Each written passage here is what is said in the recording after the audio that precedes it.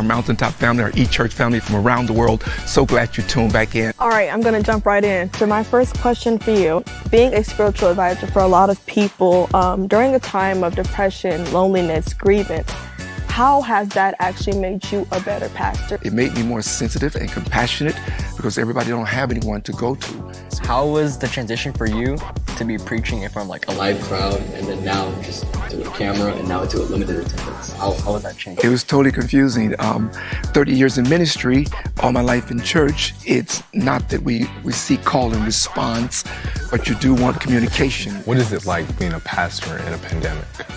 You become stretched to where that you have to now adapt to every moment.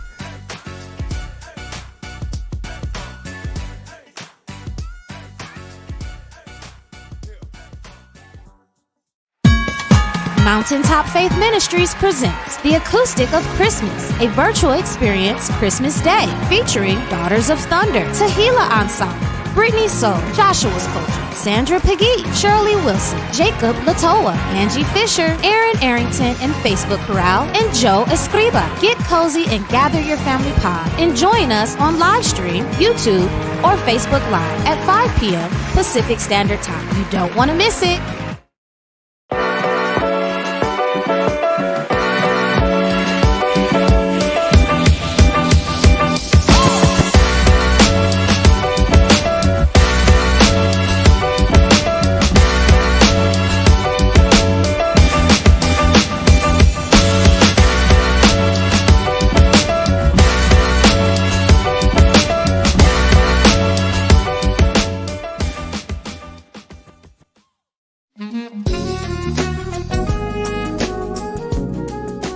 Well, good evening.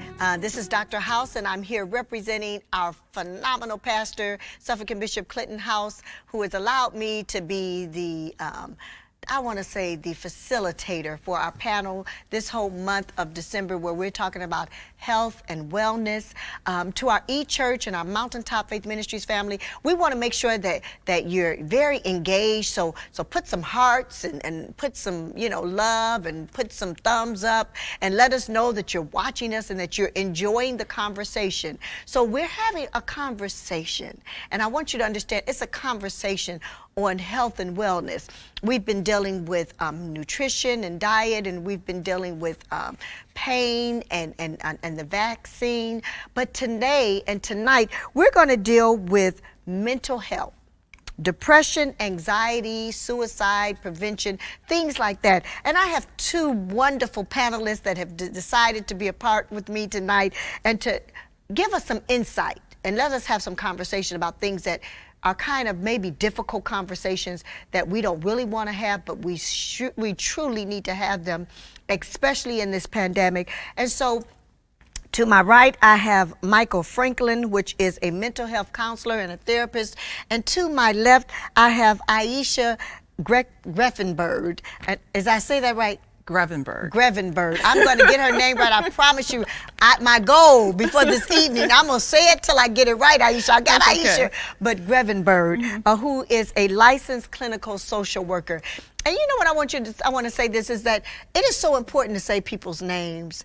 And even if you don't get it right, say it until you get it right. And so for me, Aisha Grevenberg, I am going to work on that. So, Aisha, tell us about yourself. Give us a little bit about your background. I love that question because it depends on how I'm flowing, how I respond to it. Yeah. So I've been here in Las Vegas for 16 years. Wow. I'm originally from Trenton, New Jersey, and I actually moved here from Rhode Island. Oh. Providence, Rhode Island. Yeah. Rhode Island, if I can get it out. So my background is social work. So for 16 years I've been here and I've worked in people's homes where I went out into the community and I did therapy in homes. I did therapy in the budget suites and hospitals. I was mobile. And I went to people's homes. So I've worked in psych hospitals. I've really, really been all over the city, really focusing on mental health with our community. Wow, that is so amazing. We'll get more into that. Sure. You already got me sparked. I got some questions for you. Now, Michael, tell us about yourself. I'm originally from Grand Rapids, Michigan. I came here via way of, actually I was a federal probation officer, and that brought me to Las Vegas. I was home doing federal probation. but all of a sudden you start getting friends, family members on your caseload, and it was time for me to move. And Las Vegas ended up being the place. And when I got here, I noticed that a lot of guys who are in the system never had a background in a mental health check, never got anything done where if you would have took care of this when they were 12, 13, 14, we're looking at ADD, different kind of mental health issues that they never had that. And so that shifted me from the putting in jail and getting rid of recidivism to going to look at, let's go from the beginning. Let's look at the mental health issues. Let's deal with the mental health issues, and maybe that'll stop the open door policy of people going in and out of prison. Now, I know we're going to talk about what's happening in the pandemic, but I want to pin something when you're talking about our young men being in prison and not dealing with things at 12 that happened to them as children. And I probably would like to come back and do something with you on that issue, because I think that, Michael, there has been a lack of conversation about incest. Yes.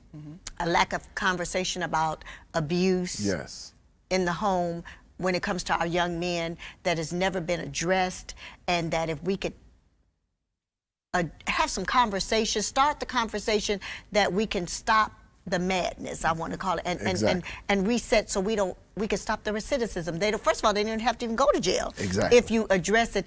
There's so many things that are not being talked about. And so even with what we're here in this whole realm of this pandemic and being shut in, I know Miss Aisha and you, Michael, have done some things, have had some things just probably maybe are even unmentionable because of it. But I want to start with you. So what, Miss Aisha, what are some of the challenges that you've been facing in the field that you're in right now in this last 9-10 months that we've been in this pandemic?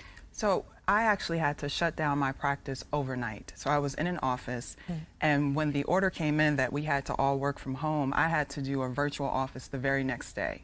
Wow. Literally the next day. My. And what I found, I would have people calling me screaming, crying. They couldn't take it. It was so hard for them to make that huge shift to being at home. And I had a lot of black men calling me. They couldn't take it. Really, they couldn't work. I have a lot of my clients that I have off of work on disability. Disability because of the racial trauma that we are all experiencing. Wow. And so I was working so much, almost day and night, that I actually had to take a week off because I had to take care of me and recharge. But what I'm seeing is there are not a lot of therapists of color. They're not, especially here in Las Vegas. There's just not. And so a lot of what we are experiencing, the racial trauma, you want to know that the person you're talking to understands you. But the thing is, I'm also going through that trauma as well. Absolutely. Like, this is impacting me. You know, this is something that I'm dealing with as well. And at one point, I'm seeing clients, and then I would cry. I would really, and just say, I'm suffering the way they're suffering. I'm seeing what's happening too. But that also enabled us to connect because I'm a real person. This is happening to me in real time, the same way it's happening to you. And so I got really inundated with phone calls, with requests, and it was so hard for me to turn some folks away, but I can only do what I can do. Yeah. But definitely, it was our brothers that I'm very concerned about. Oh, very. yeah. So this whole conversation of let's have some conversation that separate from a pandemic. Yes. With just life. Yes, and it's hard. what's happening, Absolutely. especially with racial injustice and things like that. You know, we might have to come back and do a panel just on that. You know, because that's the trauma we're experiencing as a community. Oh, wow. But the depression and the anxiety. If you think about someone that's very social. I'm in my office. When I see my clients, I get their energy. Yes. But I can't do that anymore. No. And think about teachers that work with students and they can't interact with them anymore. So it changed our entire lives overnight. Oh, absolutely. Overnight, dramatically. So it's been a lot to adjust to. A lot. What about you, Michael? I know with us at my office, the big thing was when we had the lockdown. I kept getting, oh my God, I can't handle it. I can't handle being at home. I can't handle kids. I can't handle. And we even moved from, hey, we end up saying, hey, you need to come into the office. We'll come pick you up. we'll make sure you got PPEs. We'll make sure you got masks. We'll make sure your hands, because we want to get you out and we want to get you about, and we don't need you on public transportation. We actually start hiring cars to go pick up our clients, to give them that opportunity to get out. And again, I know they keep saying social distancing, but it's more physical distancing, and that's the problem. The physical distancing, because we are a social people, and being social means, guess what? I go to church.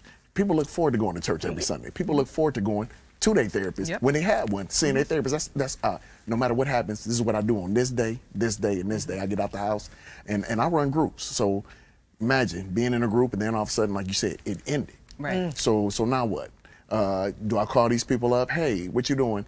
I don't want to mess up the dynamics of the group by just hanging out with one person. I got 5 people in this group that I need to deal with. So we tried to do the Zoom meetings, but again, everybody doesn't have technology. Right. And then everybody, and then you say, well, you have to use the internet with your kids and you, and the bandwidth is thus, and a lot of times it just came down to, we're getting you guys in office. We're getting you out of that house. We're getting you out of those 4 walls, because they become closed in quickly. Oh, absolutely.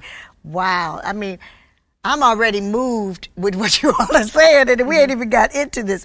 Okay, so it's been stated that some people have actually died of the virus, but it was more contributed to a mental state, some symptoms, right? So what would drive a person out of their mind that they would die from an illness? Not with, and we're gonna get to suicide, but you know how people, what would make them die from the illness, from the mental state? Who would like to address that? Sometimes it comes down to just being mentally drained. Sometimes you get tired of fighting. And we're going to even add on to the micro racism that you said, because guess what? I've been fighting all my life. Now I have to fight this. And guess what? I don't have my support system, because my support system can't come around me. So when my support system can't come around, I don't have nothing to live for. I don't have anything to do. I'm just done. And that's been a big issue with, you in the hospital. You can't see a family member. We'll give you a phone to talk to your family member, but there's nothing like touch. Oh, yeah. There's nothing like hearing a person next to you. And that's where we lose a lot of individuals who give up. Right. And that's hard. That's hard. Absolutely, the same Ditto. thing, the level of hopelessness and the isolation. I live alone. I have a dog and a cat, and my entire family is in New Jersey and in Atlanta. My entire family. And so here, I couldn't go see them when the lockdown happened. I couldn't go and be with them. There were so many unknowns. And when you think about our clients who are vulnerable before this even happened, right? They were stressed and depressed before this even happened. They were living with domestic violence before this even happened. And now we're telling people, you can't leave the house with this person that's hurting you and hurting your children. And so then that level of hopelessness, and what can I do? What could we do? Like, it was very overwhelming, but for our community, for the people that we work with, that hopelessness is key. Oh, yeah. And even dealing with the mental health piece. Well, I hear voices. I don't hear them when I'm outside the house. The voices don't come. They only come at night when I'm laying in the room by myself. So guess what? I'm out, and I get to go get coffee, and I get to, again, being in a 24-hour city like Las Vegas, I get to go out for a walk at 1 o'clock in the morning and go to McDonald's, or I get to go to the 7-Eleven. Couldn't do any of those things. Now, mental health. Define mental health and why it's real. Because you know what, in the church, we want to pray things, Jesus, we gonna pray, or that's a demon, that's a demon. That person possessed with the demon.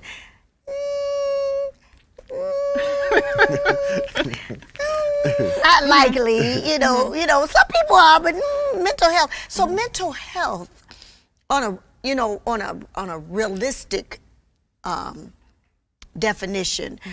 Talk to the audience about what mental health really is. What is it? And why it's real in the church. Absolutely. Okay. And I'm so grateful to answer that and to talk about mental health. It really is a well-being. And it's emotional wellness, it's balance. It really is the skin that we're in. And now all of us, we're all dressed, we look wonderful. But the inside is the mental health, how you really feel about who you are, what has really happened to you. And we keep secrets. Oh, yes. We keep secrets, and we don't want to talk about it, and you better not talk about it. And what happens in this house stays in this house. That's what And happens. that's how we was all raised. That's real talk. Very much And so. what happens is all of that pain gets caught in us, and we have generational trauma. Now, this is proven that trauma is passed down genetically. I believe that's that. a proven fact, right? That's not Miss Aisha making up. And I always tell my clients, that's not Miss Aisha making things up. This is real talk. Oh, yes. That trauma is passed down to us. So in our veins right now, we have the trauma of 400 years. And so that really does something to us. And you spoke about children. Think about what children see and what they are experiencing. That stuff doesn't go away. And we walk around and we carry it, and it builds up. So our mental health is our collection of memories, life experiences, the way we feel about ourselves, and the way we believe God feels about us. Oh, wow. Do you like to add to that? And to add to that, and even especially with young men, I work with a lot of young men. Mental health is I can't be me because I have to be a certain guy at school. I have to be a certain guy for my mom at home. I got to be a certain guy for my friends in the streets. I got to be a certain guy for my dad. I got to be a certain guy for my siblings. So I don't even know who I am. Yeah. So when I'm struggling to find out who I am, and everybody's has expectations for me to be this person or that person, that becomes an issue.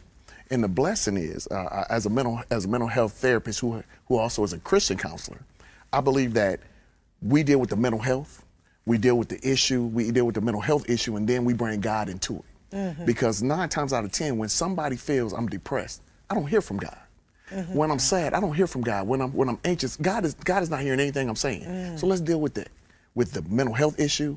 Then we do the reconciliation with you and God, and that's part of the plan, and that's something that, again, the church misses out on, because the church says, let's pray, but I'm not hearing from God. Let's put some hands on them, but I'm not hearing from God. So if I'm not hearing from God and you telling me to put hands on me and pray and tarry, but I'm not hearing from God, guess what? I'm going to leave that church. And that's what ends up happening. A lot of people leave the church because nobody's dealt with the mental health issue. Nobody dealt with the depression. Nobody dealt with, I'm sad every time I walk into the door, and I'm sad because I don't hear from God. Right. So we have to deal with the depression. Then we deal with the reconciliation with God coming back into the situation. Yeah. So, you know, because I'm gonna hit on topics, but I'm a solution-oriented person. Absolutely. So, when what can you tell someone who's struggling mentally right now, and you know, because again, they can't get to the therapist, as you said, they can't touch you. They're not in, like, you're used to going into people's homes and, you know, and being in your office and being able, and you're doing Zooms, and like I said, people can't get to internet. Those who are watching, who may have some friends or family, or may even be struggling, somebody may be watching and you're saying, gosh, that's me. Gosh, that's me. And, you know, and we're saying, baby, just go on and pray. But along with prayer, okay, what are some solutions or some things somebody can do to help them with their mental health issues? So the easiest thing that I have my clients do is, everyone has an iPhone, or I don't know about Androids. I never even seen one.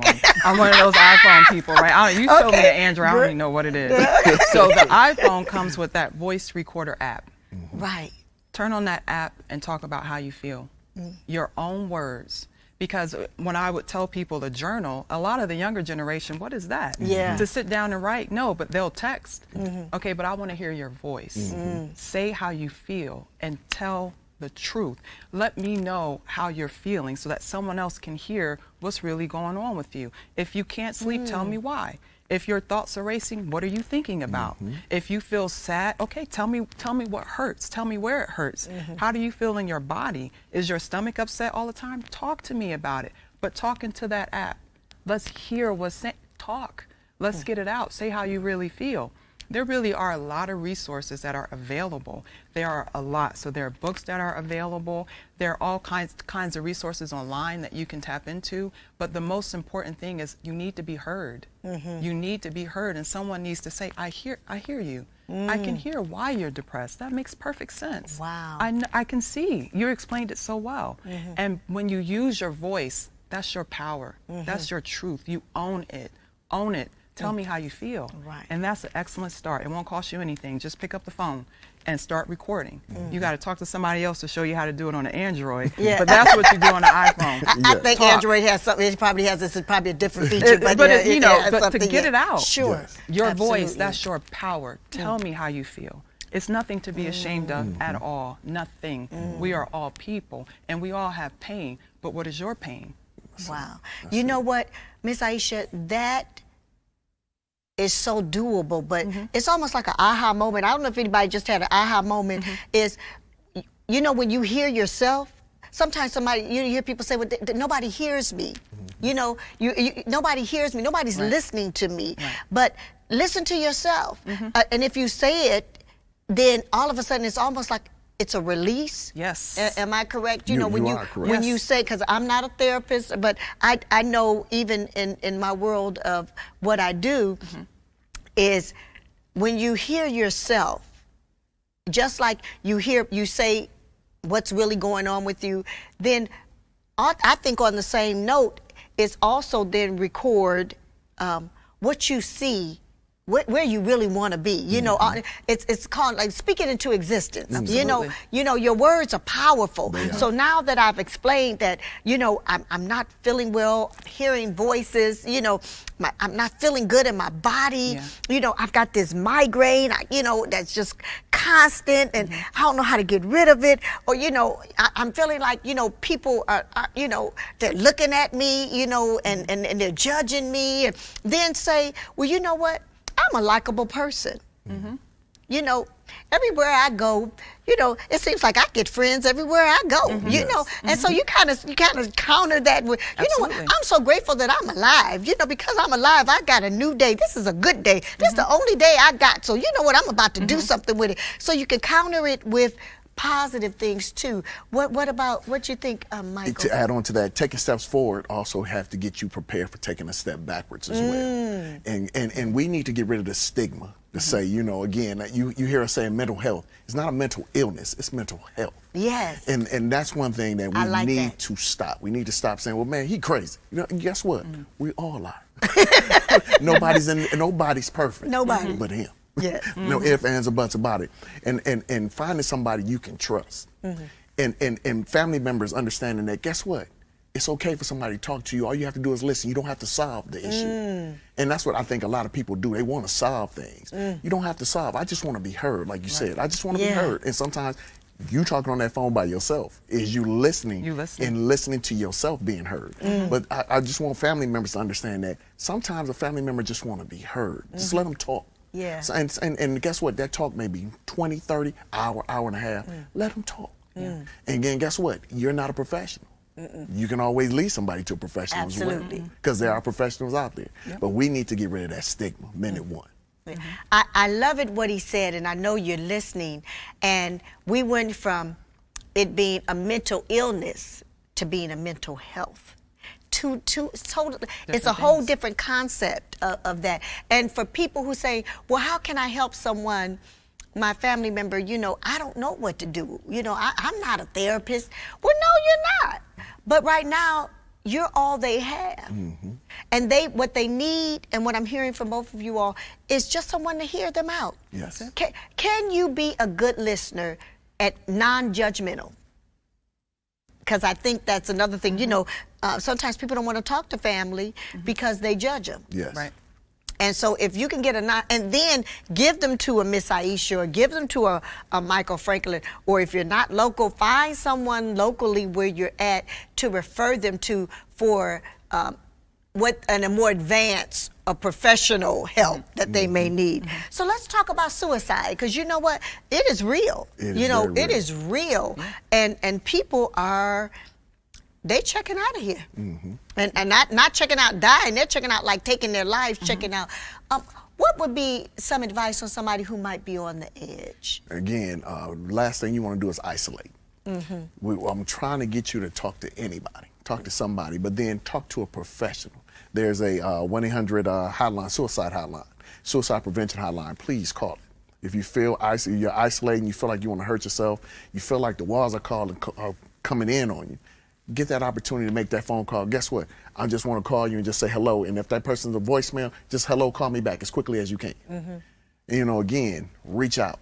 And because usually what happens in suicide is it's not when they're depressed, it's when they're coming out of their depression. So we have to also remember, follow through with everything. Follow through with appointments. Follow through with finding that support system, because that's what we need to have immediately, a support system, and especially with people of color. Suicide is going up with our youth. That's the scary part right there. Our youth are committing suicide. Do you have numbers? Do you know any numbers? I don't have numbers off. I don't have the exact numbers off the top because I don't want to play around with numbers. But our youth are really, that is the largest rising group of suicide. Yeah, and one of the things that, let me let you address that, and I was going to say too, one of the things I have heard is because the kids have not been back to school, that social isolation is causing suicide because they don't have their friends, you know. So what would you say about suicide and what we're dealing with now? So one of the things I like to share and really highlight this issue is the very first year I taught at UNLV as a professor. First of all, I was maybe 33 or 34, my very first time being a professor at a university, and my student committed suicide. And I saw him a couple days before, and he was the smartest student in the class. I'm gonna be honest with you, he was the brightest. And I would look to him a couple times and say, can you answer these questions, please? You know they don't know the answer. I gave him that look, you know? And I would have never known he was suffering, ever, ever. And I'm a therapist, and he was in my class, and I had no idea, none. And saying that to say that a lot of times we don't see the signs. When you think about people that have died from suicide, they were smiling an hour before. And so what I would say is say something. Call the suicide hotline. Put something on Facebook. I've worked in psych hospitals where one of the women I worked with put something on Facebook. Somebody called, saw that and called and had the police go to her house. Because people are saying, I'm not going to let something happen to you. I'm going to make sure you're fine. This person wasn't even in Nevada. But they saw it and said, this is who it is, and they tried to help. So understand that we want to help you. We want to help you. People want to help no matter what it feels like. People want to help. Say something. I think I need you to hear what Miss Aisha and Michael are saying is you're really not alone. Right. And an isolation will take you in a place that you don't really want to be because you don't understand. People really do care. People really do care. So if someone is in a suicide, you answered that state, you know, what should they do? They should let us know. They should let someone know. And usually they do. Yeah. Usually they do let you know that they're having these thoughts, they're having dark thoughts. There are breadcrumbs. Yeah, there are breadcrumbs. There are signs. Yeah. And a lot of this is hopelessness. If someone is telling you that you hear these dark things, we're never getting out of isolation. This is never going to be over. When you hear that hopelessness, that's key for you to start asking more questions, right? And to start, you know, well, how are you feeling? When was the last time you talked to mother, father, sister, brother? When was the last time you actually got out and did a walk? Because people they're crying out for help. And when someone is telling you, I'm lonely, I can't take this, this is too much, when I get those calls, even if I can't take the client, I'm on the phone, talk to me. I'm gonna refer you to somebody, but I need to know you're fine before I hang up this phone. And so knowing that people care, people will stop everything they're doing that you don't even know to listen to you. That's a fact. That's a fact. What would you say when you said breadcrumbs? What would be some breadcrumbs? Again, I can't handle it. I'm done. I'm done with everything. You know what? Hey, this PlayStation 5, I don't even want it anymore. Things that they value become things that they don't want anymore. You know, people, like you said, when the last time you talked to them? Well, I talked to them a couple weeks ago. I said bye. Again, those are breadcrumbs. Those are things that's left. You know what? I can't handle it. I'm done. I'm done with this. I'm done with everything. And it's not just a idle threat. It's real because guess what? You've said it 5, 6, 7, 8 different times. So okay, let's talk about it. Let's talk about what's really going on. Oh yeah, yeah. Now, another thing that we've seen is a hyphen in domestic violence. You want to address that?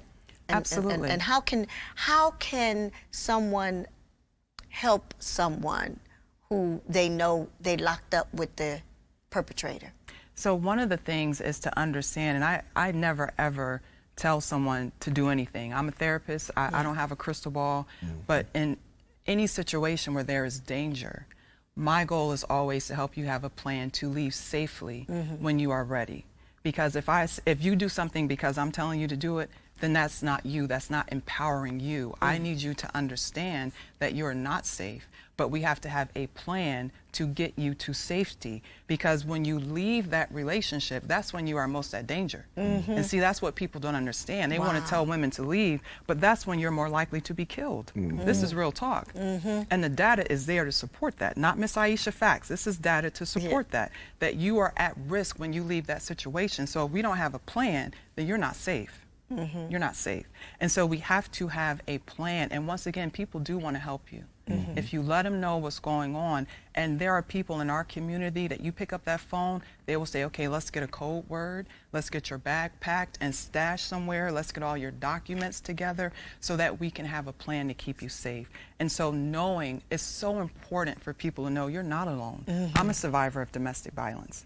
And letting people know you are not alone, and this is not permanent, and you can get out of this, and people want to help you. We have to change that narrative. We're so isolated. Yes. We care about each other. Absolutely. We care about each other. We were not raised like this. We are a loving people. We take care of each other, and we want to take care of you. Let us. And I think that we need to I need you all to hear again. I know this is like a heavy subject. It's always heavy when you talk about mental health, and when you talk about suicide, and when you talk about domestic violence in the church and even out the church. And domestic violence, nobody seems to want to help that, but that, or it seems that people don't want to support that financially. They talk about it, but they don't want to support it. You don't find the funds available to do that. But you need to hear, as a community, we're taught to be our brother's keepers. We are. Yes, we are. I was raised up in the ghetto of Detroit, and and my mama was like the community mom. My house was like right in the middle, and everybody knew they can come to Miss Phoebe's house. But if we acted up 2 blocks away, Miss Jean tell my mama, Miss Phoebe, Mary acted up. Miss Jean whooped me. Then she get home, and my mama would whoop me. But then they loved you. Yes. They knew how to discipline and love you. So, Michael, let's talk about, a community, of people understanding there is a community out there to help them. And it's hard because guess what? Everybody drive to their house, open up the garage, close the garage door, and come on in the house. And it's okay to say hello to your neighbors. Absolutely. It's okay. And on the other side of that, I haven't counseled domestic violence victims, but I've always talked to the guys. I run an anger management class where I talk to the guys about what is anger. Anger is because you're hurt and your feelings got hurt. You don't know how to react because your feelings got hurt.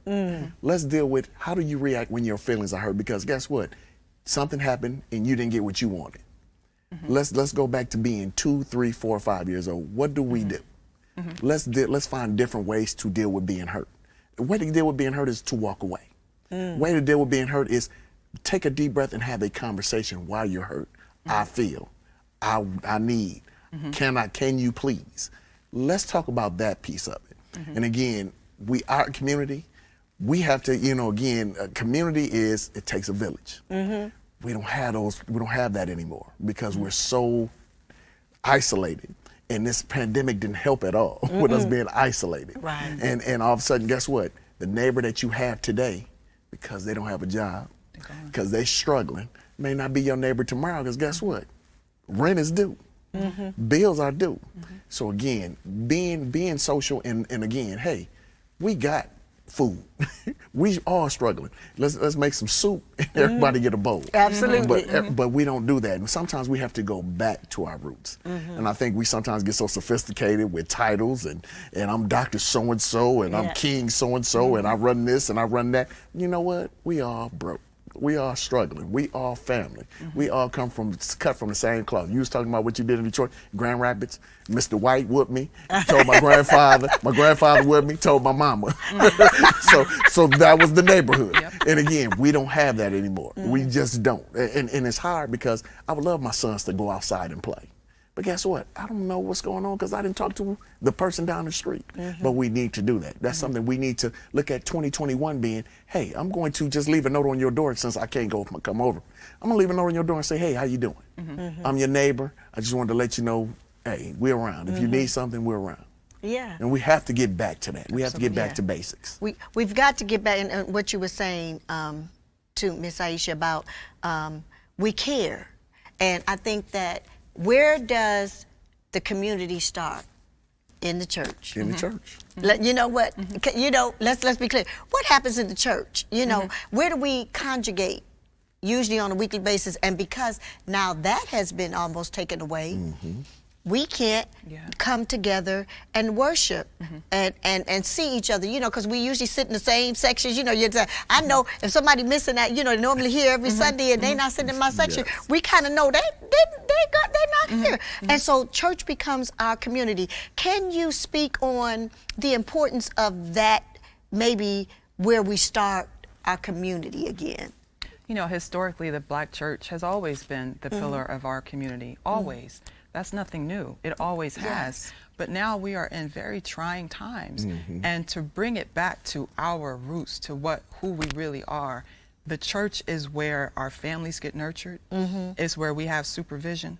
Because in the evenings, we have kids sitting at home on TV. You know, back in the day, they'd be in church. Oh, yes. And it wouldn't be a thing. They'd be in church or they'd be playing sports. None of this stand in front of the TV business, you know? And so really having the programs that you have here that you offer that bring people together. But because we have to improvise, we have to do what we can to reach out to people. Hey, meet me on Zoom. We're going to have to do what we have to do, get some food, let's make it fun.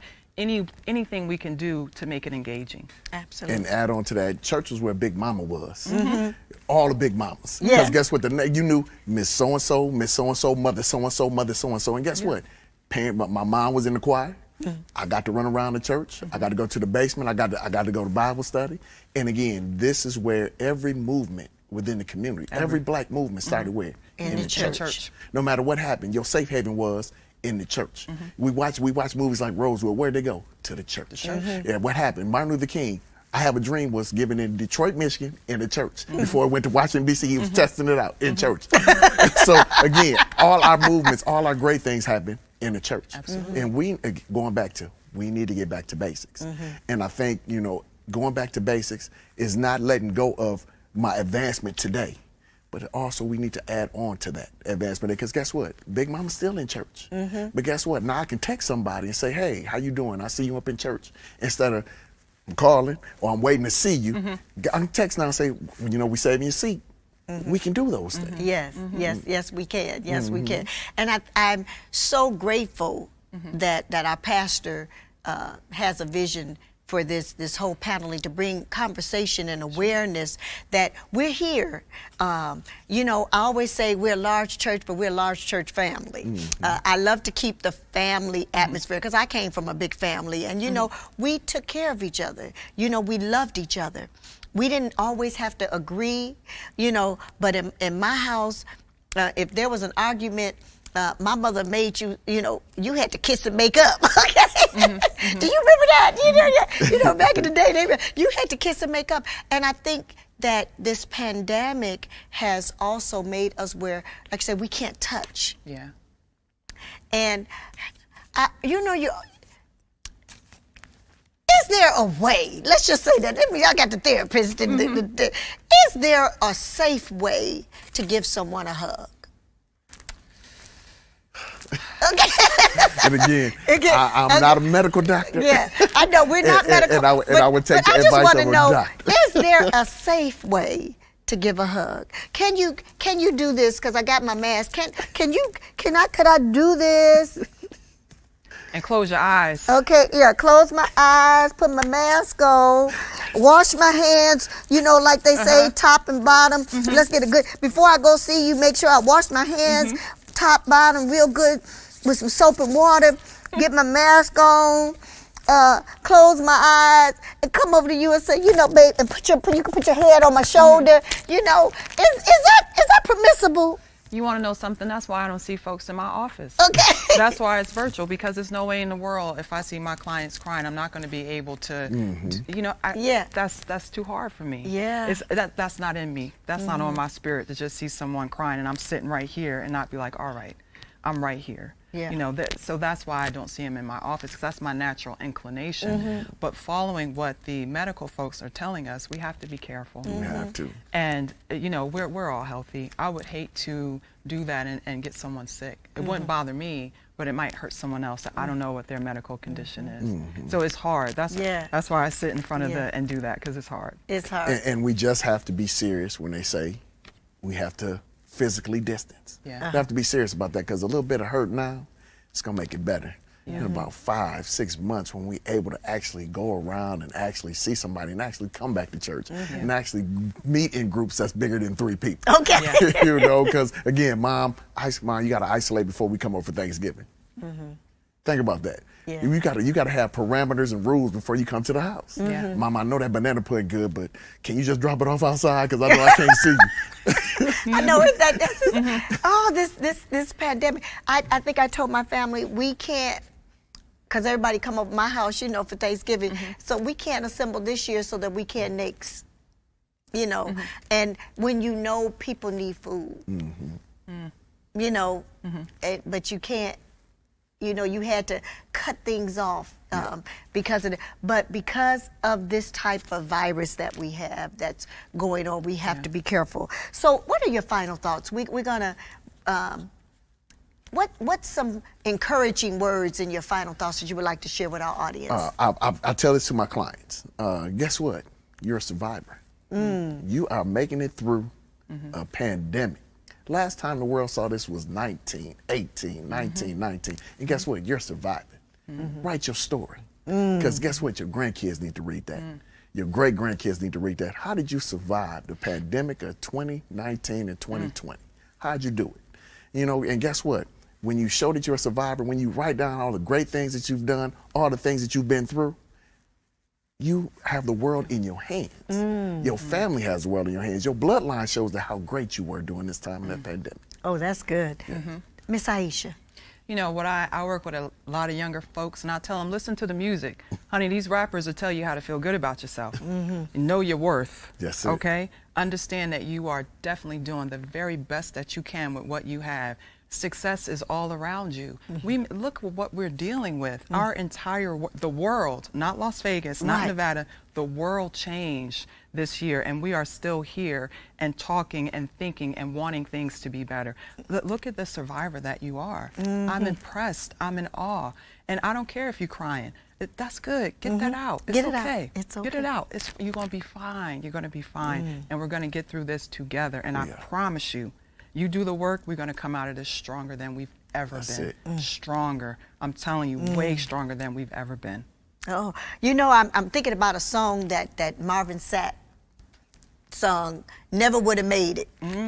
But I'm stronger, I'm wiser, I'm better. Yes. And if you're watching this as we bring this to a close, just know that you are in a moment of history. And if you're watching it, you're a survivor. That's it.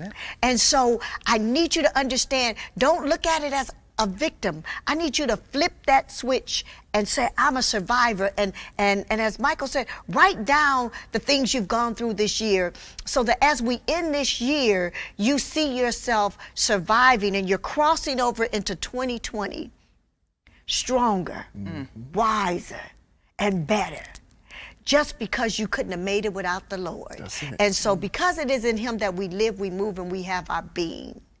Let's remember that. Let's end this year healthy, wealthy, and wise. And so, ladies and gentlemen, saints and friends, thank you for joining us. I hope you've enjoyed the panels this whole month. They have been amazing. For me, I've learned so much. Thank you, Michael Franklin. Thank you, Miss Aisha, for being here. And if you want to, make sure that you stay connected. Stay connected and do some good things read a good book, listen to some good music. You know, it's time to dance. Yes, I think it you is. need to put on some music. You know, I think we need to end it, you know, this year is put on some music, and whatever makes you dance, put the Cupid Shuffle on. You know, you can't play the Cupid Shuffle and not get up and start doing it. You know, to the right, to the right, to the right, to the right. Yep. Okay, Yes. come on, because we need to, you know, we talked about a heavy subject. So, you know, after when we close this out, put on a Cupid Shuffle, put it on your YouTube if you don't own it, and get up and dance like you've never danced before. Smile, even though nobody's around, and love yourself again. It's okay. So God bless you. May He rest His peace be upon you, and may again you end this year healthy, wealthy, and wise.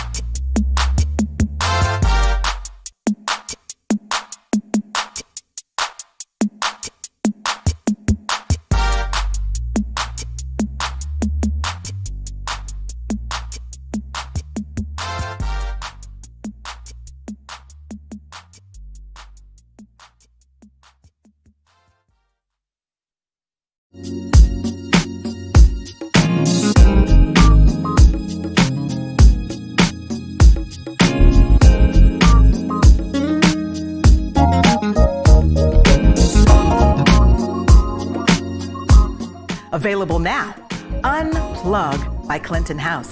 The power of living in the present now. Clinton House, Souls to Repair. Download your copy today.